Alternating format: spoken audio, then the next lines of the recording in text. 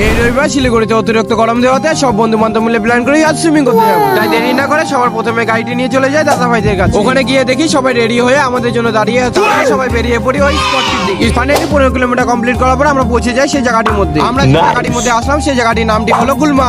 জল দেখেই সবাই তাড়াহুড়া করে চেঞ্জ করতে লেগে পড়লো। আমিও চেঞ্জ করে নেমে পড়ি বডিটি ঠান্ডা করার জন্য।